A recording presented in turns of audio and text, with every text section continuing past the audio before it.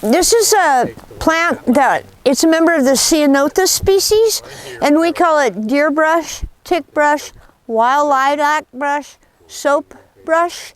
And this is actually a basket material. This tree is old, this bush, it's old, and it's out of production for being able to be used as basket material. And when this is cut back to the base, the new shoots will start coming up, and those shoots will be nice and strong and straight. They'll grow, the side shoots won't be short and stubby, they'll be long. These are willow, but these can, Ceanothus can produce sticks equivalent to willow sticks, and they're used in basket weaving. A lot of the plants that I'm familiar working with are from the Northern California. I'm a member of the Kuruk tribe. So the next thing we'll show is the guys cutting these plants back down to the base. And then we'll take a little picture of that to show you what it looks like, because it's a nitrogen producer and it only lives 50 years. You can cut it, it'll grow back, cut it and grow back. The deer love grazing on it. Bees love the flowers. The birds love to make nests in it. So it provides a lot of habitat. Yeah, just go down to the base and cut them out.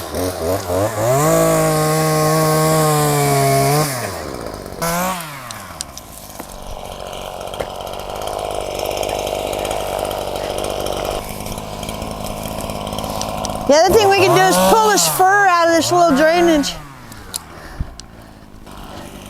We can kind of clear around it a little bit. Yeah, just pull some of this stuff out of there. When he gets a good distance away, you can pull that out when he gets a little ahead of you.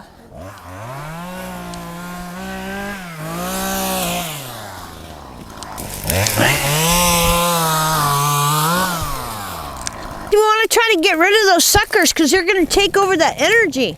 Maybe at this point have someone with clippers on your crew. Can you repeat for us why you were saying you want to cut it down low and get in there with the clippers after?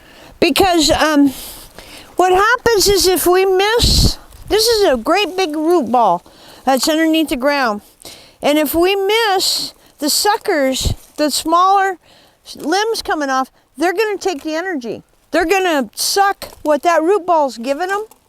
So what we want to do is cut it back down to the base and let it sprout out itself. And as far down to the base as you're comfortable with a chainsaw, or have someone on your crew have a big pair of loppers so they could come down and get some of these numerous suckers. See, that's all one plant, and it wants to grow, so it's going to keep sending out suckers and little until you let a couple of the main shoots take over. And so that would be right to there. Yeah, what will happen is you will find weavers that will come and look in areas like this for new shoots, especially if you were able to do a prescribed burn where you could burn that area and understoner burn here. Your plant, see, it was growing there because it gets sunlight. It's a pioneer species, that Ceanothus. It's one of the first ones that comes in after a fire and in the open areas. And that's what it's trying to do. It wants to grow. And the only place it's getting full sunshine is this little meadow area. So I want it to send up its new shoots, and then those will be basket materials. And if you have basket weavers coming through and always gathering, you're always getting it trimmed. We take care of our basket gathering areas. And one point is that we pull out the brush, we cut them back. We've not taken care of basket materials in here in quite a lot, and I can't say that because this is Pomo country and I'm not aware of, so I speak with the short frame of reference, right? And this area, from what I've seen so far, it was a good gathering area, good habitation area. And so we have to do extra work to start getting these areas in condition and start allowing the plants that we want to focus on, which are not conifer. A lot of the times it's these brush species, these forbs that are associated to open oak woodlands and grasslands. If you see around me, there's still a lot of stems per acre. There's still a lot of conifer. And what this area was logged before, and then it's regenerated. And so it has a mixture of hardwoods and Doug fir. But that Doug fir is going to overtop the hardwoods pretty soon. And it will be a conifer forest. And in your successional stages, you start out with forbs. You have open ground for whatever reason. Flood, fire, you cleared it, you logged it. Then the forbs come in. Then the brush species come in, which are the ceanothus. Then the tree species such as the Madrone and the tan oak come in. And then after they grow and provide shade, the conifers usually come in. Now this is adjacent to the coast. We have a lot of humidity and we have a lot of redwoods growing. So redwoods really likes to grow here. And this is, one of the few areas where redwood does grow. What you have is a lot of a variety of species all in one area where you want to save everything and you can't because there's just too many trees. Area of land can only support so many tree species. Otherwise they'll start killing some of the other tree species off just by shading it out, taking excess water, etc. This is an overstocked forest. And it's going to be a problem because everybody wants to keep everything, but you can't. And in that scenario, keeping everything, it makes you vulnerable for when fire does come through. This used to be an oak woodland grassland. That the oak trees are evolved to withstand fire, to have fire in there.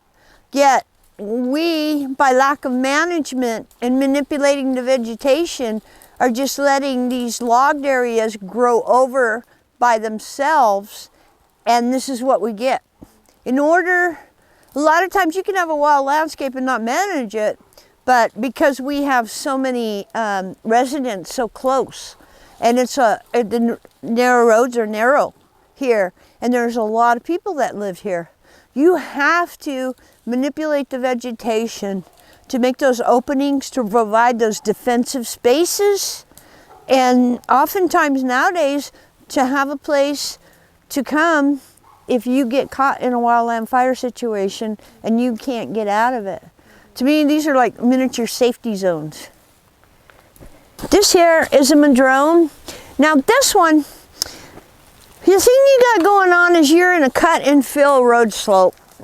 So that right there is really not optimum for this tree to grow. But it's growing. It's not doing a very good job of it, but it's growing. Because we are one of the most species diverse areas in continental United States. If there's an opening, something's going to grow in it. Now, one of the trees that we consider to be hardwoods are the Madrone. This Madrone, it could either stay here or it could be cut out, depending on if you want to prepare this area to be a safe egress.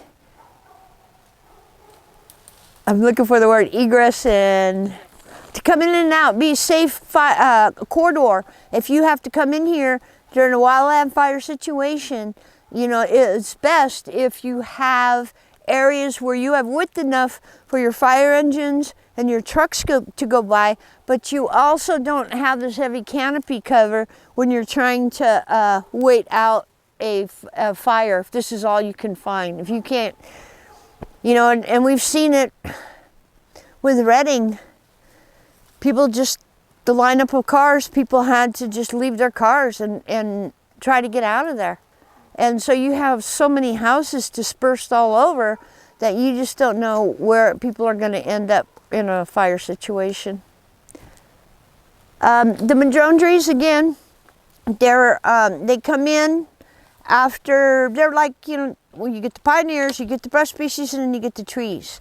And this is what provides the shade for your microclimates and the leaf litter.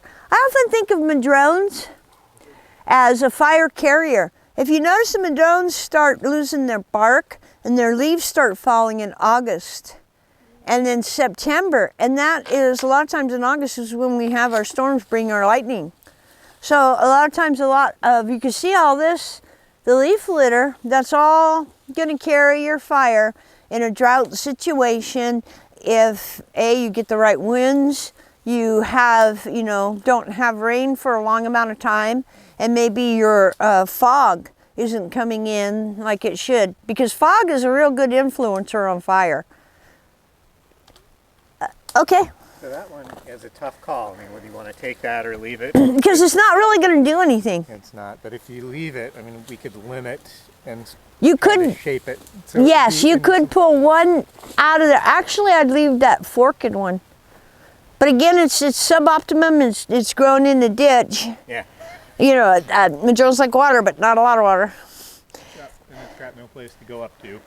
Yeah, that's it right there. I keep starting to talk about these plants, and then I see those overbearing Doug fir, and I'm like, why bother?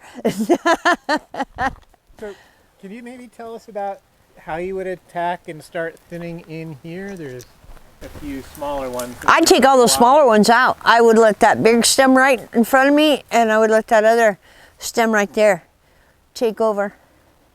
I would go in, I would fall.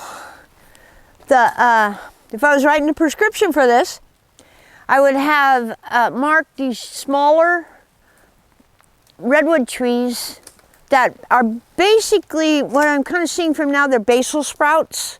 So you already have your main stump, your main stem that's taken over. Get rid of the basal sprouts, and I would take 1, 2, 3, 4, 5, 6, 7, 8. I'd probably take 8 or 9 trees out of there, those younger ones, and just leave these guys. But you got to be careful when you start going in and taking the bigger ones out, because one thing people don't think about, if you're starting to work with bigger, like 20 to 30 inches, the trees that you leave will be scalded by the sun, and they'll be subjected to wind throw. So I've seen a lot of people want to do the leaf tree, but they leave maybe the wrong trees, or maybe more of a group of trees. Or you've seen those units, you drive along, there's one tree here and one tree way over there. Yeah, they're seed trees, but they also are the things that are going to die the quickest, because there's just, and I've seen them rows and rows, right along the edge of these clear cuts, just be plowed over. And the first thing that'll come up around here too will be your tan oak sprouts, because those trees, those tan oaks, really can grow fast. They can just about keep pace maybe with the growth of the redwoods. So this would be cleared, and you remove those, and you'll be able to look further back up, but you'll also have the effect of making a cleaner, less brushed area, so that, again, if you need to get firefighting resources back in that area, they're gonna need some room, and they're not gonna, if they're not in danger of putting their people in a really brushy, narrow area, and a canyon at that, if it's cleared, they're more likely to put people here than if it isn't for fire suppression activities. So yeah, it's just, I would say this one next to it is a beautiful example of a tan oak tree. I'm thinking that came in after logging, the first logging that may have happened here in the 1800s, late 1800s, maybe early 20s. But to me, when I see a tree like that, it makes me think of, there used to be another tan oak back there, either adjacent to it or in its current position, and as logging and road building, that tree may have been cut, and what sprouted is the stem that comes out of the root bowls. And that happens quite frequently. I would leave those, and then so you got a mix. You got your nice tan oaks right here, and then over here you have 2 redwoods that you've thinned, around them, and so they're going to put more growth on and they're going to become more dominant. You don't want a lot of brush. You want your dominant trees to take over. Okay? So looking at these two tan oaks there's two stems that are bigger, and then the smaller one there has limbs that go all the way right down to the ground. So would you leave that? Would you? I'd cut that out too. Okay. Because you want more space between your trees, and those are just going to die. They're never going to amount to anything because they're going to be suppressed by these, right? The dominant redwoods and the dominant tan oak. So it's just more space you get in between them, the better. Plus, there's so many advanced reproduction of this tan oak that it's not like it's a unique tree in there. It's just, it's hanging over the road.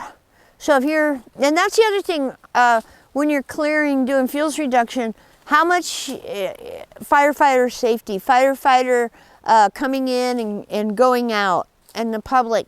So that will dictate what you cut and how much of it. Now personally, I would do a lot of thinning in here. Because as much as I've seen of this area, and I'm talking through the years, passing through here and stuff, but now even getting back into here, there's way too much conifer in here. So, could you just go over again quickly so like the one he was just working on there, we're probably going to want to take out, but Kathy was just talking about how, we're going to want to identify sort of the couple of main trees that are going to be the ones that we want to encourage to grow up, and then how we're going to select clearing a lot of the rest of these out. So we're going to be sort of looking for the dominant ones that we want to preserve, and then we want to sort of space around them. Yeah, because what's going to happen with this one is going to grow into that one. Yep. This one's producing acorns right now too. Yeah, and that one maybe, I can't see, but that one, yeah, is that producing some? This one's gonna be stealing the thunder from that stem, and we want stumps as big as that hardwood down there, huh? That's what we want to grow. All right. Yeah, so we build more houses. Yeah, so the more you take away, when a tree is under stress, it will produce seeds, acorns, whatever, and so some of the times along the road systems, you'll see trees. I don't know if it's happening down this way where the madrones are there's a tent caterpillar on the madrones. Oh, we're getting hit hard, and so is the oak got the tent caterpillars? Dying oak syndrome or whatever it is. There's a lot of that smoke might help to kind of cut back on those worm and insect infestations. When you get weak stems, they put out chemicals. The trees put out chemicals when they're dying, and that calls the beetles in. And then the beetles put out pheromones that calls more beetles in. So that's how you start getting infestations into your stand. The thing I was thinking, I would cut that and maybe leave like that one main stem to take over. But again,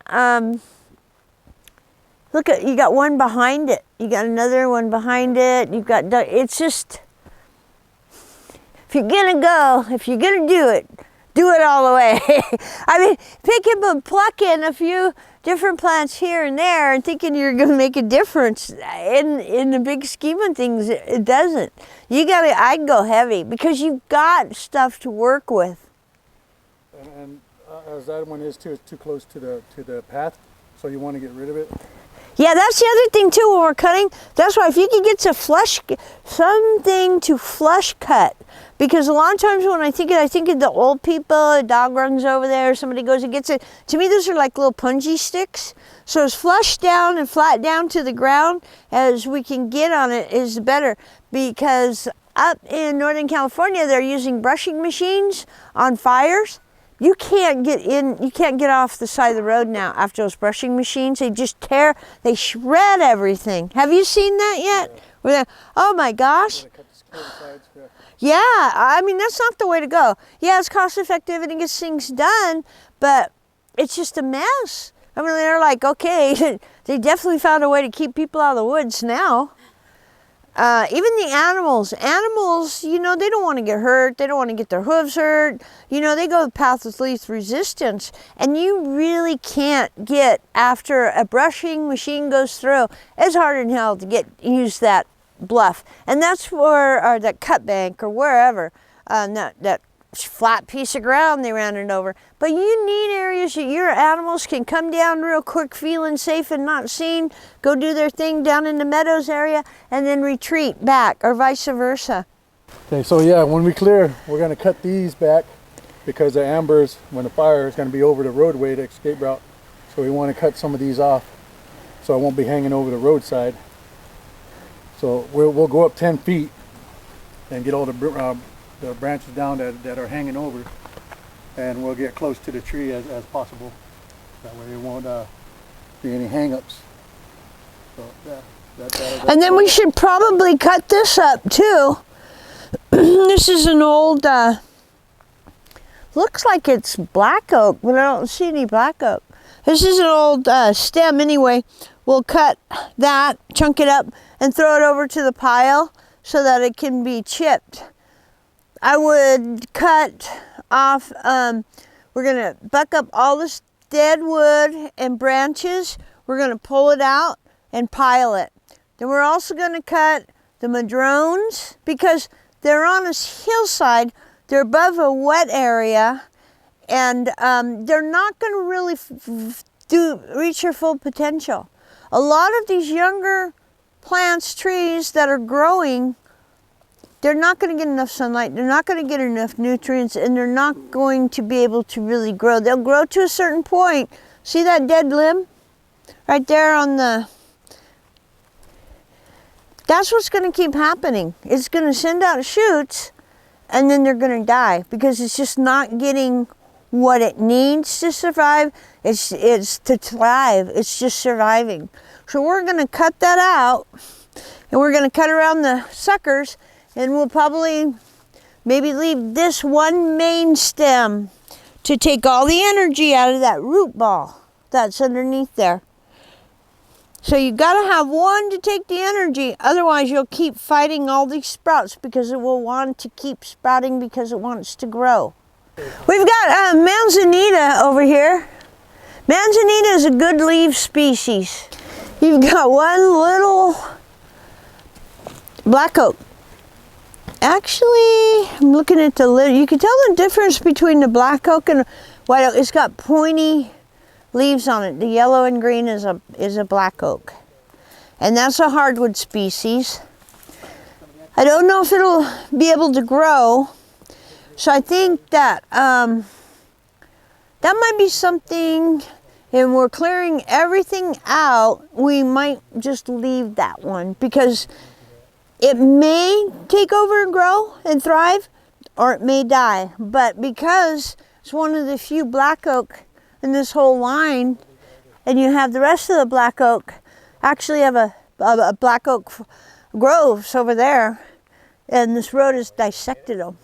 So a long time ago, this would have been more black oak coming off of that slope down toward the creek, and then up towards the slope, and then would hit the hardwoods and the conifers, and then that would probably be what the component was. There were scattered large diameter redwoods and oaks in here, and they like to grow.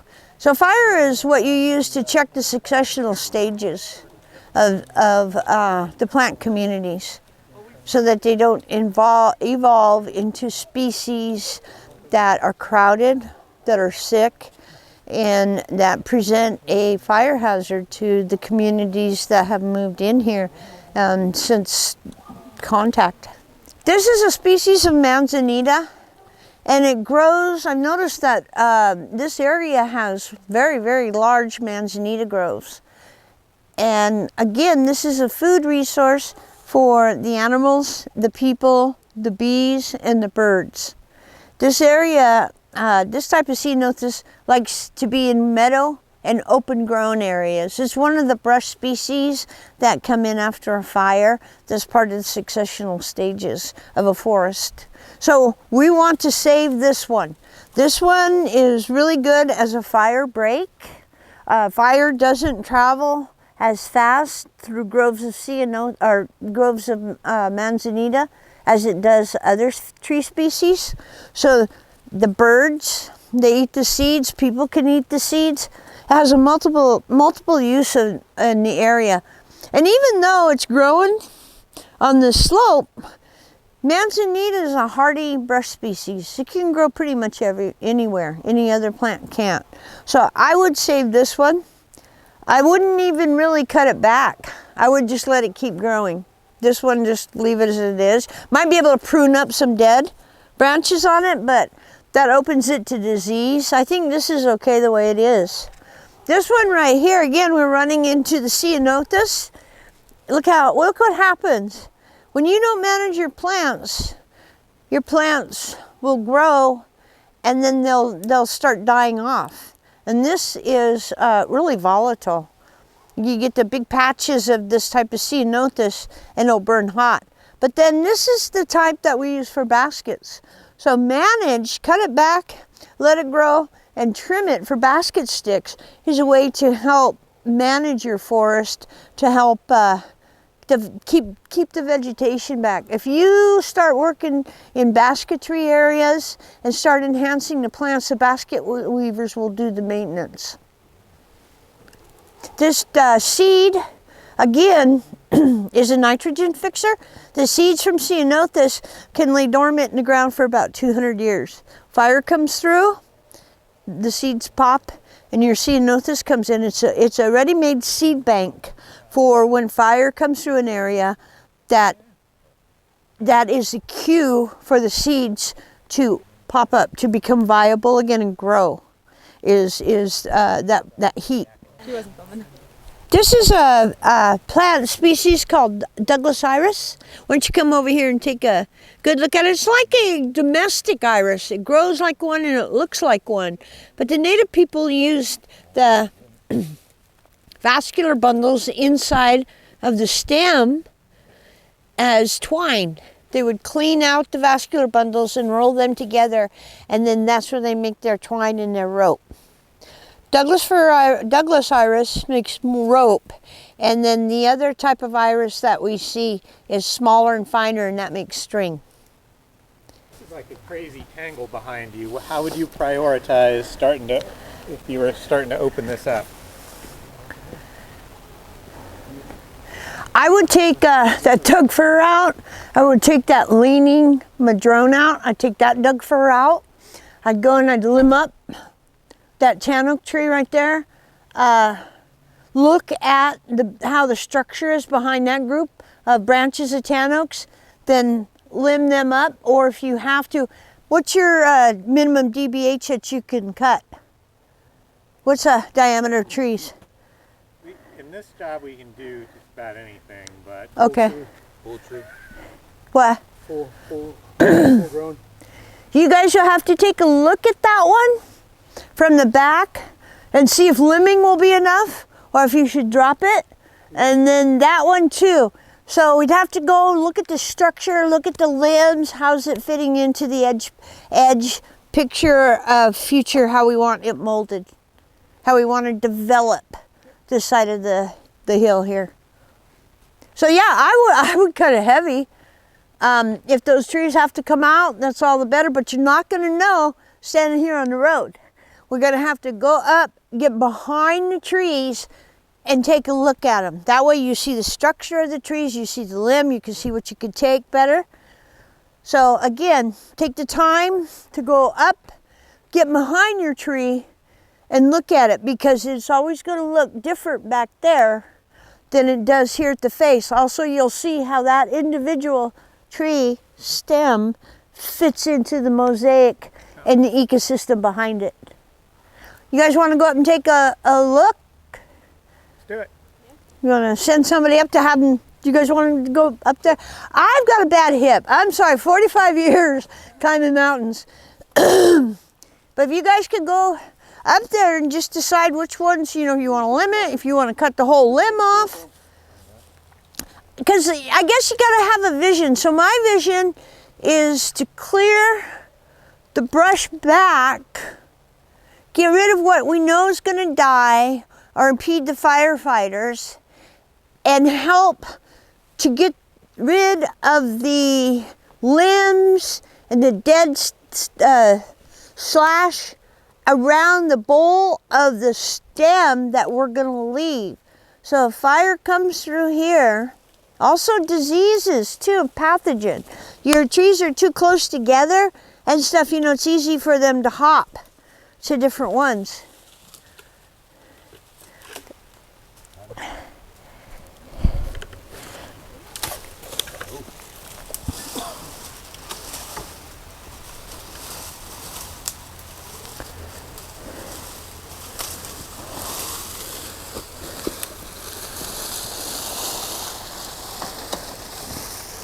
Yeah, anything going down to the ground too, because that's where you're going to get your ladder fuels. Like that was a good move, the cut you just took. And then the one right on the right hand side, yeah, those hanging down. If you look at how that's set up, the fire could just come through, get into the dead leaves. If this fire's got enough wind and momentum and it's dry enough, it'll just climb right up that tree.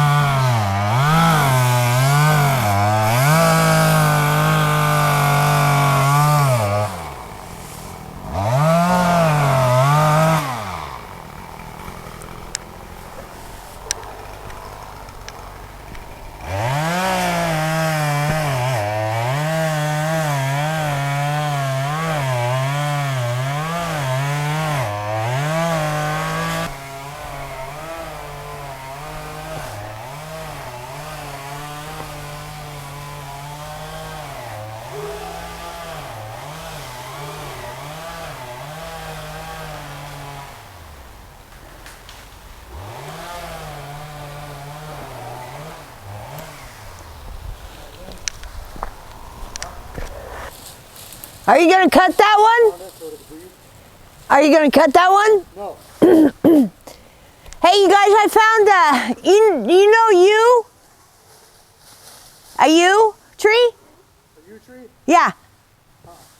We've got a cool, about 3 or 4 yew trees over here. That's really special. So we get done with that, then we'll go over here and talk about the yews. Yeah, clean it up on the bottom, you can leave it. Yeah. And all this stuff right here, this can go. That way you have at least a little bit of a cover for erosion when it rains really hard like it's going to do in the future. Yeah. You just don't have the ladder limbs. Yeah. They're not, so that tree is actually kind of dying. Now that I look at it. Yeah, you can feel it, it's got to go. It ain't going to last long. You're going to take that one out? Take that one out. That one. Or, yeah. Right here, this is the one that's going to... Yeah, okay, that one. Let me get my little hard hat on here.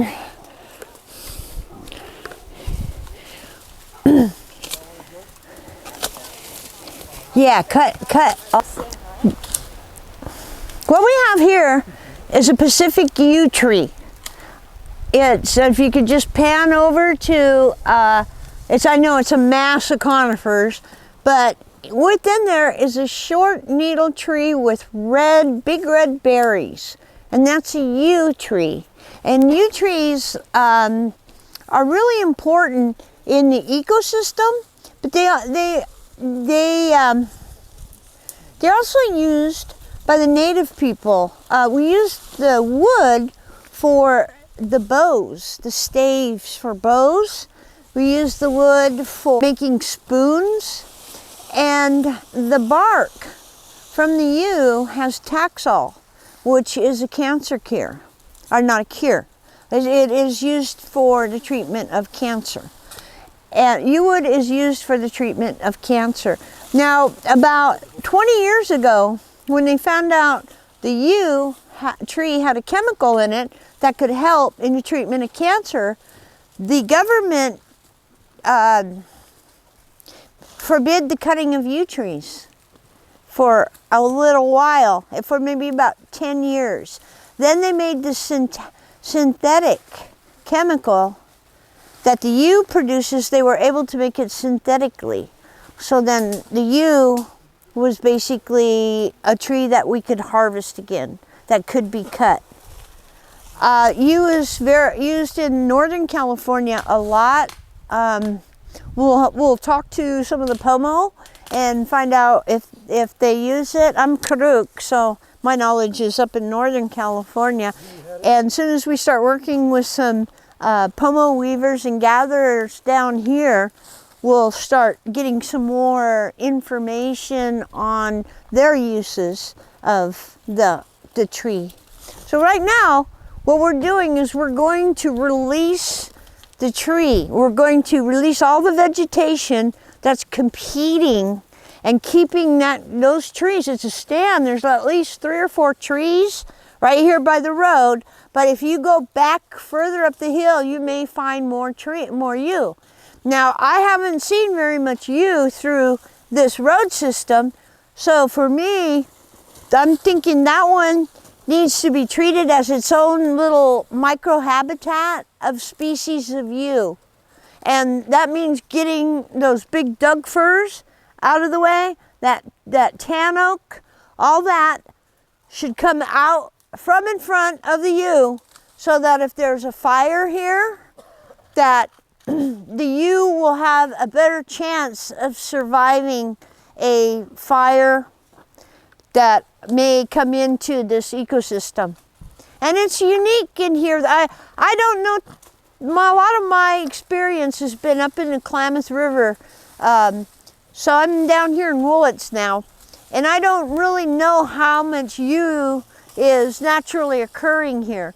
But the fact that this little spot is unique on this road system is definitely a reason to keep that species here and release it from the competition of the Douglas fir and the tan oaks, because they will outcompete the yew. Yew is a small tree and it grows slow. You know, it's actually marked up in there too. Is it marked for cut, or what's it marked? It's flagged. It's the only one that's in there. The tree, that tree is flagged. Yeah, so I bet they have it flagged as a special species or something, maybe? Yeah, I would saw that down. I would saw that tan oak down. I would saw the Doug fir. I would just clear in front of it until you hit that. You see that orangey, yellow looking one, pinkish one? That's a dogwood. I would clear these trees out till I get to that one right there. That's a hard one. I think that it is like maple. Looks like it might be maple. And then that one's a dogwood. So we're coming close to where water is occurring underneath the ground. That's why these plants, also right here, you have some of the horsetail. Definite sign. You know, before this road was punched in here, I'm sure there were a lot of little creeks that had a course that came through here. Could you, when you guys go back, could you clip a limb of that yew? Oh, did you get a picture of the yew over here? Yeah, we can get a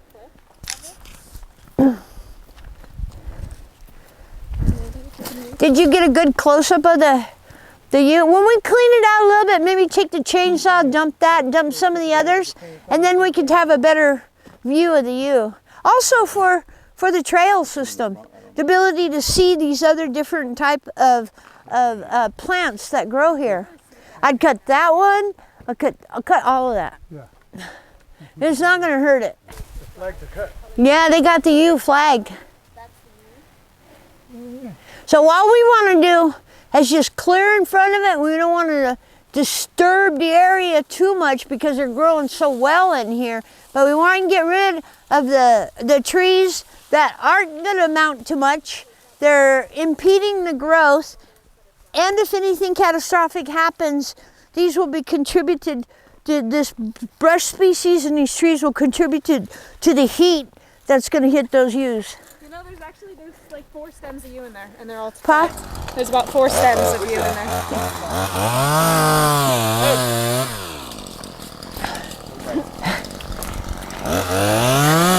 Length and a half of the tree. Come back a little further.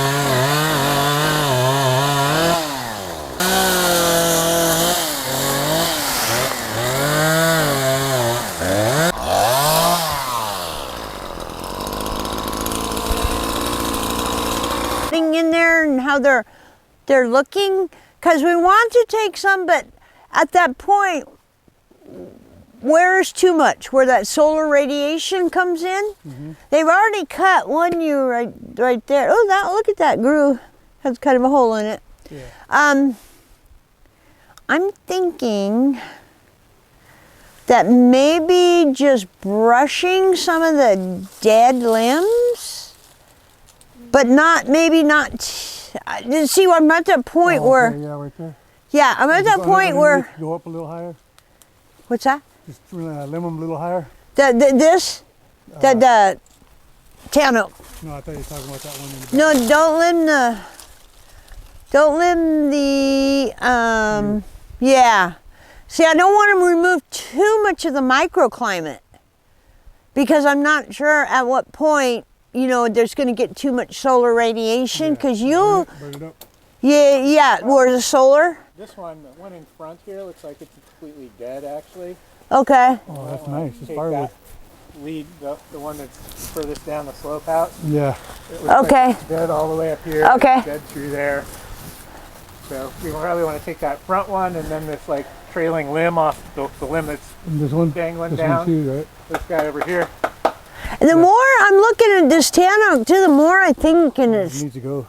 Yeah, is that what you're That's thinking what I'm too? thinking too, 'cause Okay, it's yeah, okay.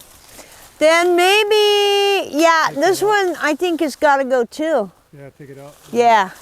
Then we'll just kind of to step back and look, because with one we don't want to release too much because we don't want it to get burnt by the sun or the wind, or open it up to increase solar and heat. We've been had such hot summers. But you can already see that the younger growth, if you pan over here, is already dying. All that underneath of there is dying, because as the tree grows, the top is growing and reaching for new sunlight, but the smaller limbs underneath are dying. So that is just a lot of brush that's getting in the way, a lot of dead material that could come from a ground fire, pull it into the mid, and then it'll turn into a crown fire. There's 3 stages of fire: your ground fire, your mid-level, and your crown fire. So you got to get rid of your ladder species. Right now I see ladder species. But again, be real careful about how much we remove from around the yew to keep it from getting sunburnt, scalded, and affected by this new normal of heat that we feel through the spring, the summer, and into the fall.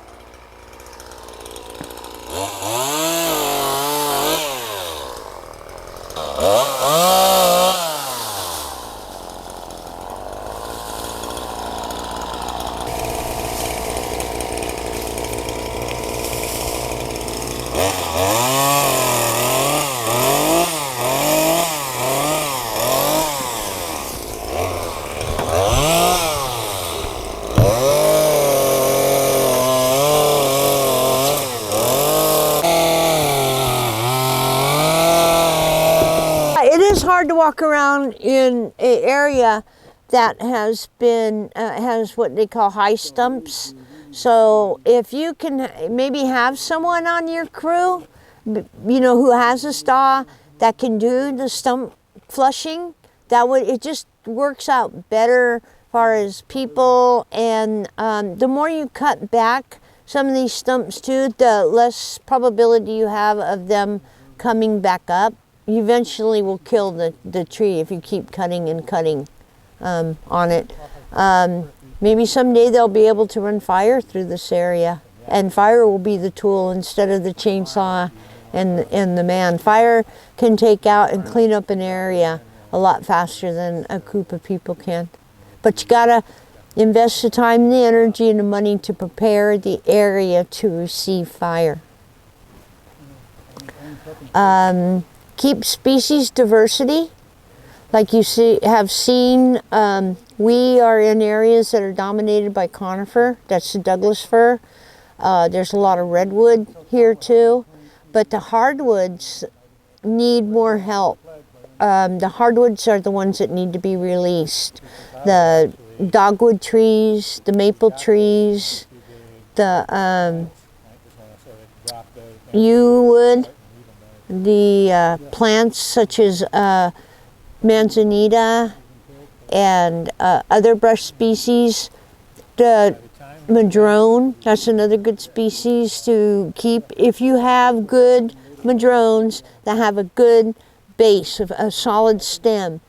A lot of times if you've seen along this road system, you'll have madrones, but they're never going to develop into trees because they just don't have the optimum growing environment where they're located right now. Tan oaks seem to be doing really good. The tan oak regeneration in this area around Willits is good, is actually too good sometimes. So you get a lot of young tan oak trees, groups of them, and I would just go in and thin some of the weaker tan oak trees and decide which tan oak sprout is going to be your one or two main stems that you're going to cultivate to become your future trees. And when you go in and there's a group of trees and they're coming off of the base of an old tree, that hardwood that's been cut or has been burned, you'll see at the base of the stump a bunch of sucker sprouts will start coming out because there's still a great big ball of roots underneath of the ground that hasn't been affected. And that ball of roots is going to want to start growing again. It's going to do what it does naturally, grow. So that's why you get a lot of suckers coming out. Just like the redwoods, you cut down one, you'll get 10 or 20 of them back. It's the same thing with hardwoods. So you want to choose your main trees that you want to take all the energy off of that buried stump underneath the ground and cut out the rest. Just keep cutting out the rest, and pretty soon those main ones that you chose, they will take over the energy of that root ball, and they will be the trees that grow from the death of the mother tree, our father tree. Okay. I think you guys also might need a rake or something too, just to help you get the fines pulled back. Yeah, we got yeah. McLeod. Okay. And then again, I was talking about the maples. When you see a maple, cut them out. See how well that tan oak wants to grow. Wants to grow here because the soils, conditions, etc. So the tan oak is very, there's a lot of tan oaks. It's not like it's rare. Yeah. But in areas you don't see a lot of the orangey pink tree, that's the dogwood tree. And dogwood is a tree that will grow underneath a full canopy. So I would cut the tan oaks out of that spot. I would cut that madrone because it's not going to reach maturity. Also, by cutting them out, you're releasing whatever water is coming in the stream. I think it's probably coming up from those creeks up there, maybe underneath the ground here. So you're going to be, the more you cut the trees out, the more you release the water. For a short term, unless you can, keep cutting the tree and then it just doesn't grow anymore. But that's one thing. That's why I use fire. Once these trees get established, it's hard to get them out of the picture. Yeah. Fire used in rotation 3-4 years, you know, fire just depending on the species and what you want to accomplish, that's going to kill these sprouts. Because you're always going to be here with a chainsaw, clippers, and a rake trying to thin this area. But the mechanism to thin it cost effectively and environmentally friendly are prescribed burns. Yeah. But you're going to have to invest the time and energy to get the areas ready for that. And there is a lot of work. Go ahead. I like the way this one's going. Eventually it's going to come off that bank. So yeah, that one's going to have to come out because it's going right on that bank. So all the weight's going to be on it. Yeah, eventually it will fall and it will cause a closure of this. So yeah, it's going to be a little bit of a big project. That's going to be the telltale cut tomorrow. The other, right over here, we have, this is another brush species. It's called rabbit brush. And I'm not sure if the pomos have a use for it. We don't use it too often, but at all that I know of. The rabbit brush? The Scotch broom, yeah, they said that, I heard that was this one's the rabbit brush. Oh, is it? Yeah, Scotch broom looks a little bit different, but you heard rabbit brush is just. These are a little stronger. It's something. It is a brush species that comes in. I think that it is browsed on possibly. And I'm not sure, but again, this grows fast, and it's one of the pioneer species that come in after a fire area. I would if our folks do a little more research on the rabbit brush. And that's another thing, when you come on species and you're not sure, just go to Google, go to the plant, cow plant, and learn about the plant, how it's fitting into your ecosystem. Is it native? Is it non-native? What are the tribal uses of it? And then, so there'll be some plants you'll want to do further research on. It likes to come in and colonize open areas. And that's, again, fire. You're going to have to use fire through here in a rotation to get this knocked back. I mean, nightmare brushing that. That's why fire is so important to the ecosystem. We're never going to get a handle on this. Really. We need the complementary fire. Well, we'll get we can go in there and we can walk around and do our best. But as far as cost effectively and doing a lot of land in a short amount of time, fire. And you can burn at night. You can burn early, in the season, late in the season. Fire is our tool. We've learned to use it to manipulate the vegetation. And we need to use it again. It's been excluded too long from the ecosystem. When I say release, I just mean cut around the plant. I want to make sure that when I say release that plant from the competition that's around it. There you go. Why keep the maple? Because maple helps to keep the water table. It also helps to keep some diversity into your area. And people use maple, the tribal people, I'm not sure about pomo, but I know up north we use the bark of the maple for maple bark work skirts. In our ceremonies, we use those in our ceremonies. Okay. Can we use it as a landmark? As a what? Landmark? So, hey, over by the maple. Yeah. So that's kind of what I'm seeing right now.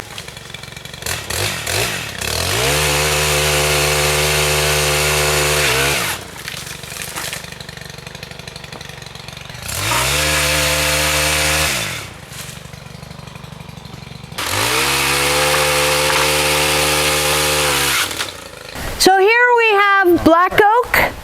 Now this black oak is a remnant from this oak woodland grasslands that we see in front of us. And this black oak in the past probably continued further up the hill. Right now what we have are a few remnants that are on this slope of the black oak, and we're going to cut the tan oak, and we're going to cut the Douglas fir out of here, and the madrone, because the more fir trees and conifers that come up and encroach the black oak, the more that this tree won't be able to get as much sunshine, as much water, as much nutrients, because the other trees are going to be competing against it. So we're going to cut out all these other trees, and we're going to release these black oaks so that it can get full sunshine, water. We'll leave enough for the shade, but black oak is a sun-loving tree. And there are so many tan oaks per acre sprouts that it is not going to impact the tan oak population if we cut these out. One of the things that we have is black oaks usually are in an oak woodland grassland, but right now they're getting crowded out by the conifer. This plant over here that I'm going to show you is a hazel bush. Now hazel bush, a lot of the tribes will use the hazel for basket sticks. Hazel, black oak grow together in the oak woodland grassland. And if you look across the canyon here, across the creek, you'll see that used to be a meadow, and it was a black oak woodland. We have a lot of conifer and a lot of brush species growing into the meadows. They're taking over the meadows, and we will lose these meadows. It's all part of the successional stage of a forest. If you do nothing in the forest, it will go through the process of forbs, brush, trees, and then to the climax stage, which is a conifer forest. And there's very little under an old growth conifer forest. So this is one of the species of concern, is the black oak, is the hazel, and it's the oak woodland grassland that we really have to work to keep open and to keep clear of the other plant species that'll grow. We need to check the successional stage of a forest. Chainsaws or fire, or in this case both. We've got a lot of work to do. We haven't had the forest managed for other species rather than timber for 150 years. So our forests have always been managed before contact to provide the resources that tribal people need. Since no management has been done, since no fire has been into the ecosystem, this forest is being allowed to evolve into an old growth Douglas fir and redwood forest.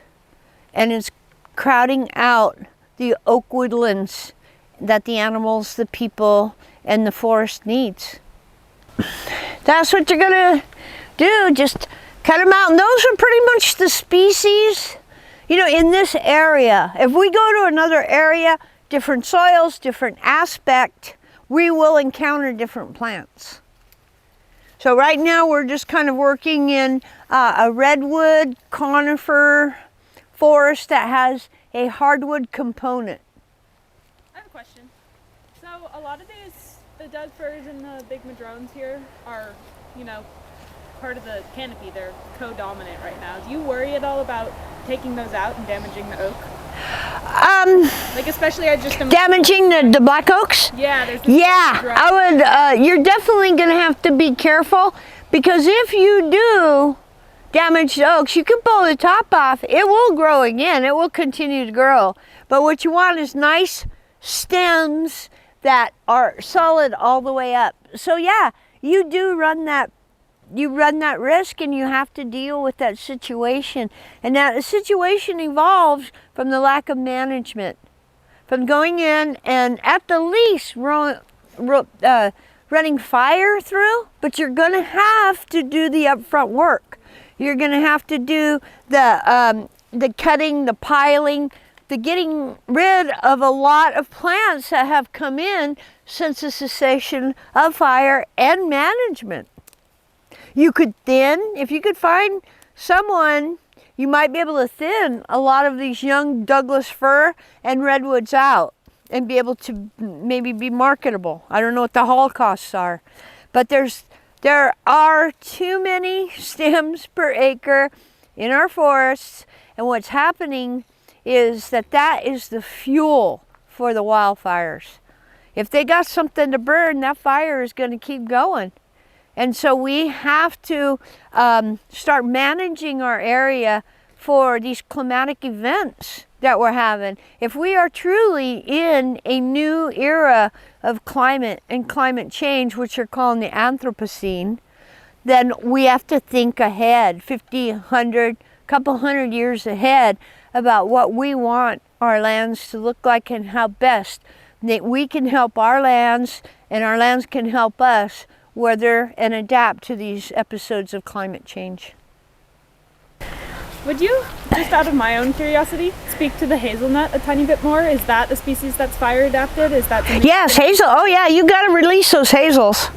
Also, they can give you nuts and basket sticks. But that one right there, if hazel likes a little more sun, and there's too many Doug fir and redwoods in here. You gotta make up your mind kind of what you want to go with. It's a schizophrenic stand right now. You got a lot of different types of plants, but nothing, you've got your main stems, but all this coming up under it, it's not going to really do very well.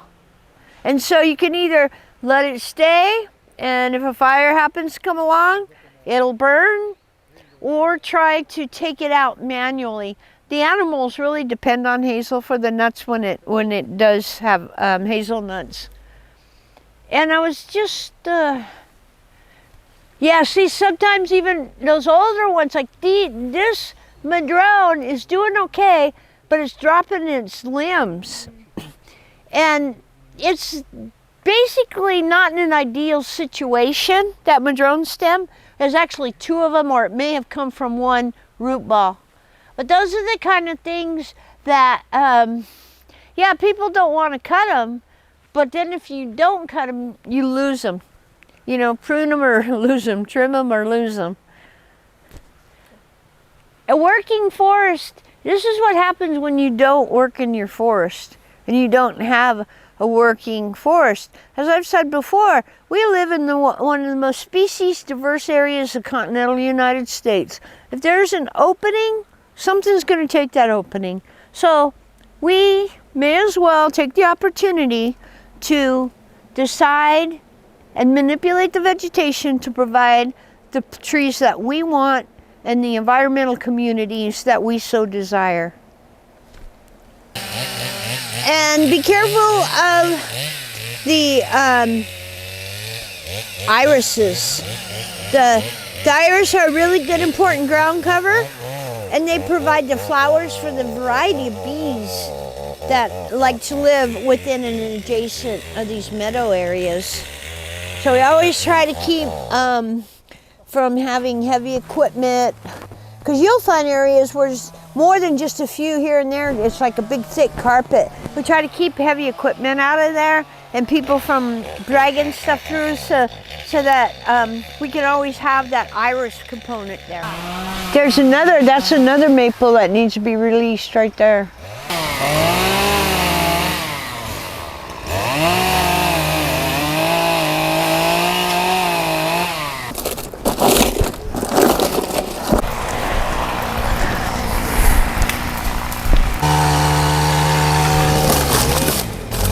A new tree.